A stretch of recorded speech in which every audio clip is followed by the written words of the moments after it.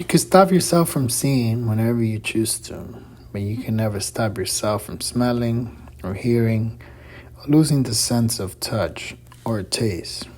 Well, this is the first thing we have learned to master in the understanding of the other side. Every sense has two sides to it. We all have the ability to turn off the lights at any given moment without losing the point in time with the flesh. The process of stopping requires you to make a choice that only offers two options: staying the same or changing. Staying the same shows that you're not willing to upgrade yourself, or you have come to peace with the notion that you no longer want to play this game and it's time to decompose.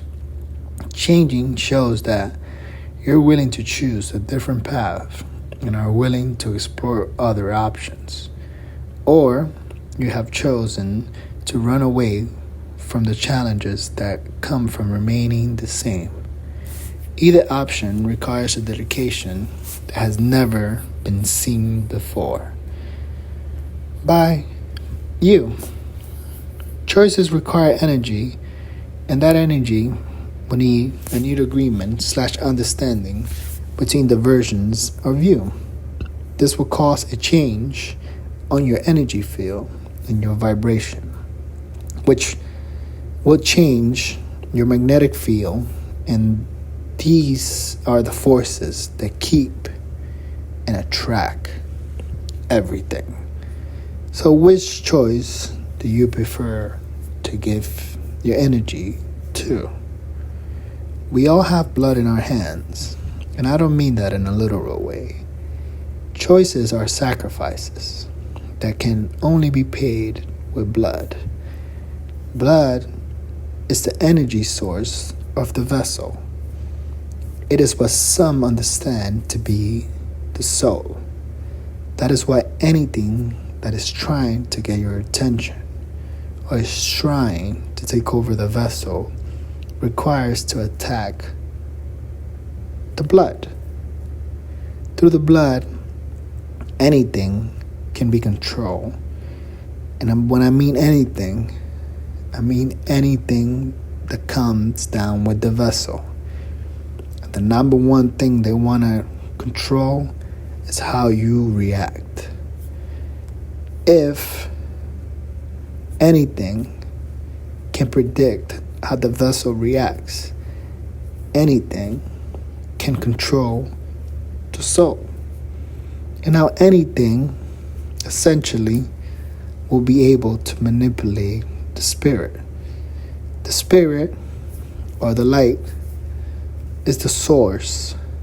And if you could tap into the source of anything, it would own you. That being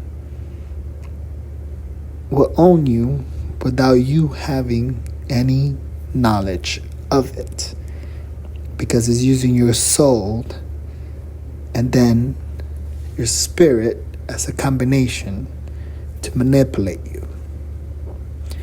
We can see this happen from the smallest to the largest being. It doesn't matter your size. The perfect example in nature, or what we call the 3D or whatever world you want to call it, are parasites. There are beings that only take but never, ever, ever give anything back. They only care about survival and the flesh. They have zero interest in what is beyond the flesh.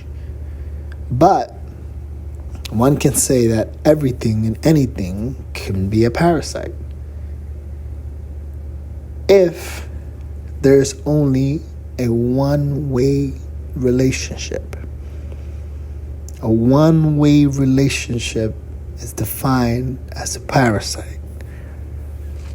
For you to be able to identify what a parasite is, or how is a parasite affecting you, you need to learn how to be present with yourself. Become the master of all your senses. You need to develop the ability to know who you are. When you're seeing, what are you tasting? What are you smelling? Can you control your breathing? Can you really sense? What are you touching? How does it feel? And can you hear what's around you? Can you hear your heartbeat? Can you hear your blood flowing? It takes practice, but you can do it. The 5 major senses, responsibility is to keep the vessel running without losing control of it. Many of us lose control of the vessel, and that's when sickness sneaks in. There are other senses that need to be unlocked and developed, but they can only be unlocked once you have mastered the 5 major senses.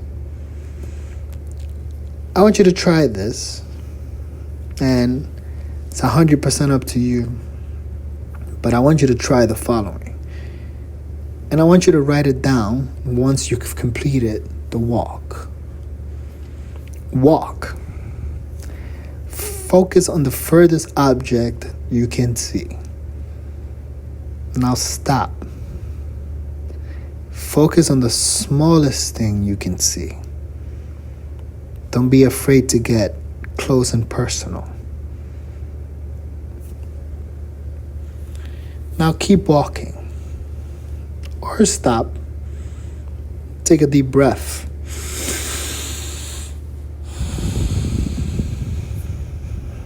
What is the strongest smells you can sense? And what is the weakest smells you can sense? Can you determine how far away it is? What is it? Have you smelled it before? Have you not smelled it before? Now keep walking or stop. Close your eyes and tell me what's the strongest thing that you can feel around you, touching you. Now tell me what is the last thing you can feel touching you. Because there's always something touching you, whether you believe it or not. Now that you have determined what is touching you, can you determine where is it coming from? Now let's keep walking or stop. It's 100% up to you. I just want you to be outside. I want you to take in the world.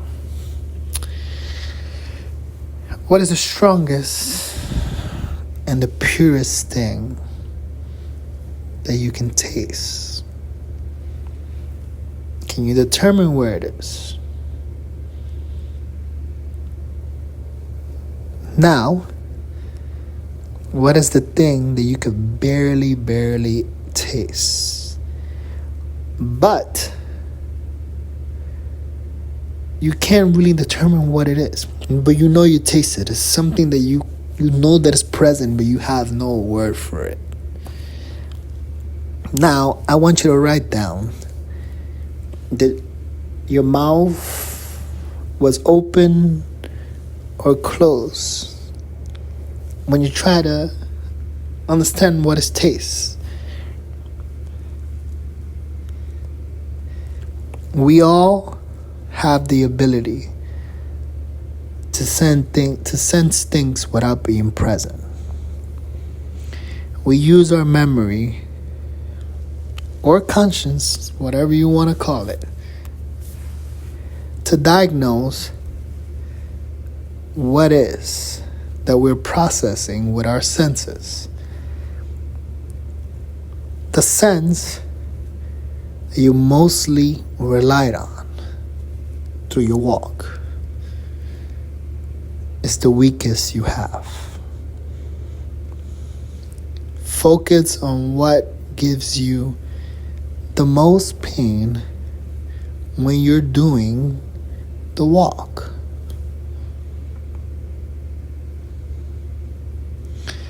That's how you find what sense you need to work out the most.